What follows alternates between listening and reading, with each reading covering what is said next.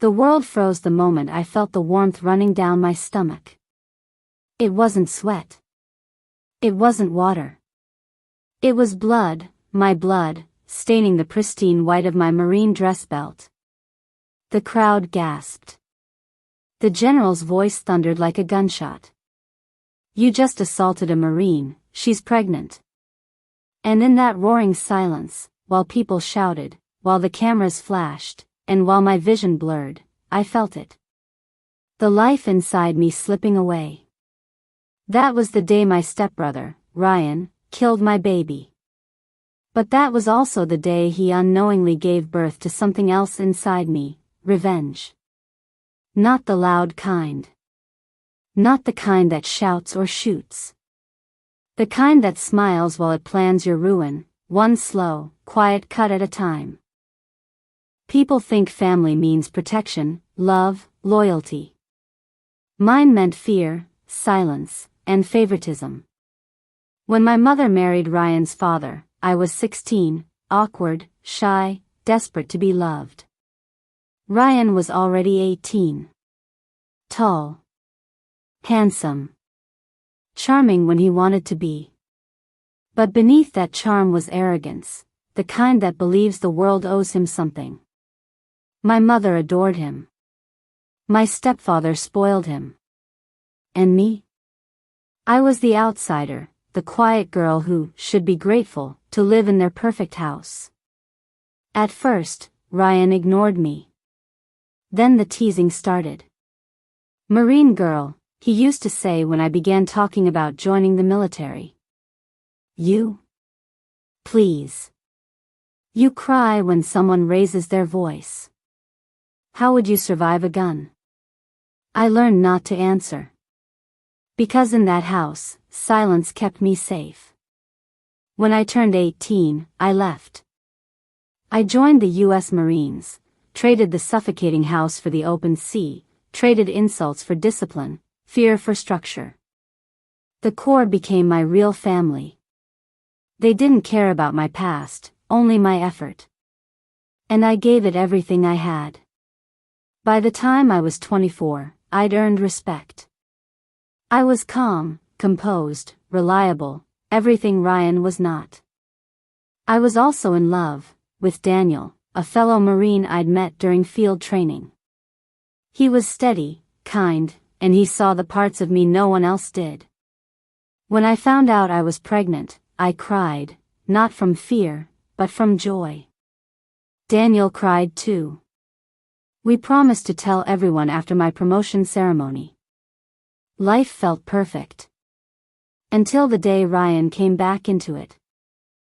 It was my promotion day.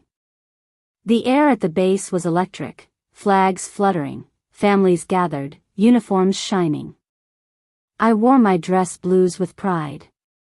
For once, my mother was there, smiling through tears. Even Ryan came, standing behind her in his crisp suit, arms folded, face unreadable. I tried to tell myself it didn't matter. Today was about me, about how far I'd come. The ceremony began. My name echoed through the speakers as the general pinned the new insignia to my uniform. Applause filled the hall. Cameras flashed. I saluted. Daniel squeezed my hand from the crowd, smiling. And for a second, just 1 second, I believed that all the pain of my childhood had been worth it. Then I heard his voice behind me. "Ryan. So they promote anyone these days," he sneered. "Even girls who couldn't run a mile without crying." I turned slowly, keeping my composure. "Walk away, Ryan." "What? Can't even take a joke? Or are the Marines that sensitive now?" Daniel stepped forward, his jaw tight. "You heard her. Leave." Ryan smirked, looking him up and down. "And you must be the guy who knocked her up. Congratulations, man. Raising someone else's mistake." "Ryan, stop," I hissed. "This isn't the time." But he didn't. He leaned closer, his breath reeking of whiskey. "Oh, I get it now. You joined the Marines because no man would look at you otherwise." Before I could step back, he shoved Daniel aside, and then, with a flash of rage, kicked me in the stomach. Everything froze. The world spun. I hit the ground, clutching my belly. A sharp, burning pain radiated through me. My white belt turned crimson. Gasps. Screams. The general's voice boomed. "You just assaulted a Marine, she's pregnant." Daniel lunged at him, fists flying. Officers pulled them apart. I remember someone shouting for medics, someone else crying.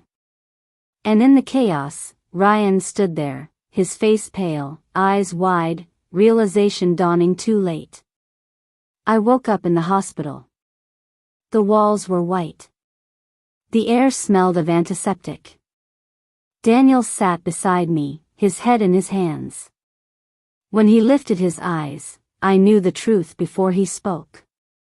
The baby didn't make it. I didn't scream. I didn't cry. I just stared at the ceiling, my hand over my flat stomach, and whispered. "He took everything from me." Ryan was arrested, but money talks louder than justice. His father hired expensive lawyers. The charge was reduced to reckless endangerment. He got 3 months of community service and a fine. That was it. When I heard the verdict, I didn't react. My mother came to see me, begging for forgiveness.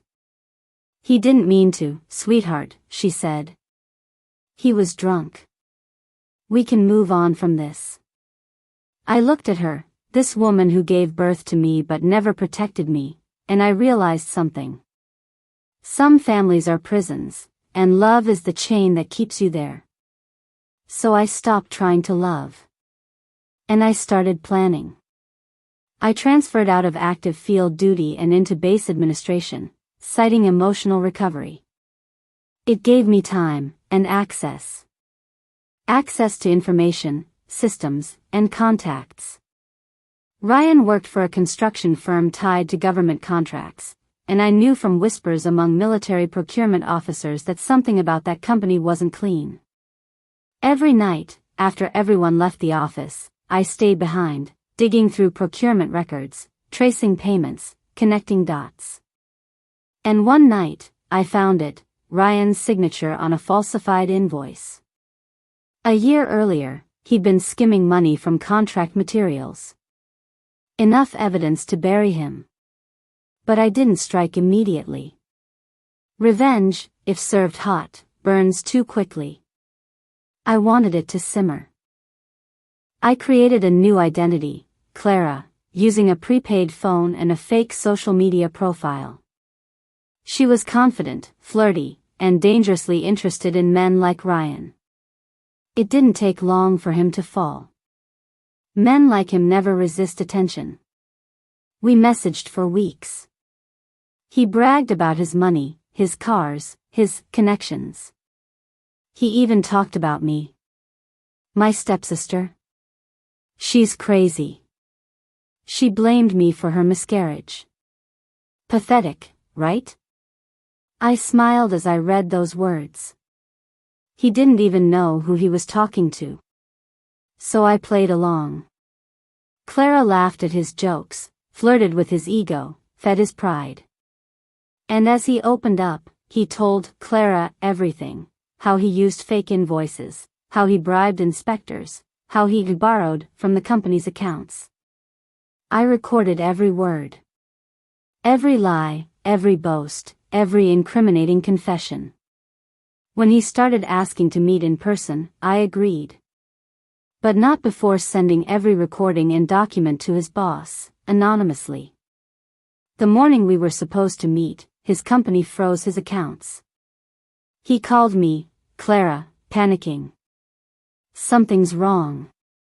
They're investigating the books. I think someone's after me." I texted back, "Maybe they finally found out who you really are." He called again. I didn't answer. Instead, I changed Clara's profile picture to my own face. The caption read, "Hello, Ryan." He didn't call again. 2 weeks later, I showed up at his apartment. He opened the door slowly. He looked broken. The once arrogant man was now hollow-eyed, unshaven, his clothes wrinkled. Bottles lined the table. The smell of whiskey and rot filled the air. "Alex, what are you doing here?" he muttered. "Closure," I said. He scoffed. "You got me fired, broke, humiliated. What more do you want?" "I want you to remember what you did," I replied. "Every night, when you close your eyes." He rubbed his face. "It was a mistake. I was drunk." "Stop lying," I shouted. "You kicked a pregnant woman. Your own sister. You took my child." He flinched, guilt flashing across his face.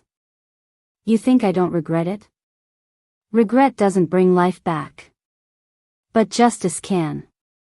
I placed an envelope on his table. He hesitated. "What's that?" "Evidence," I said. "Bank fraud. Tax evasion. Gambling records. You'll turn yourself in tomorrow morning." He laughed weakly. "Or what?" "Or I send it myself," I said calmly. "Actually, I already did." The color drained from his face. He sank into a chair, staring blankly. "You ruined me," he whispered. "No," I said softly. "You ruined yourself.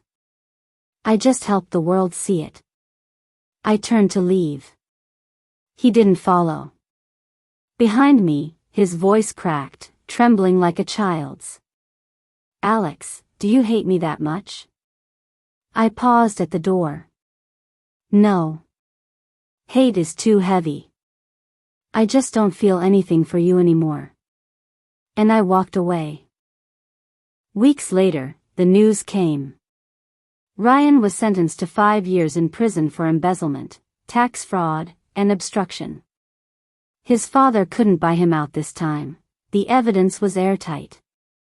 My mother sent me a single message. "I hope you're happy now." I didn't reply.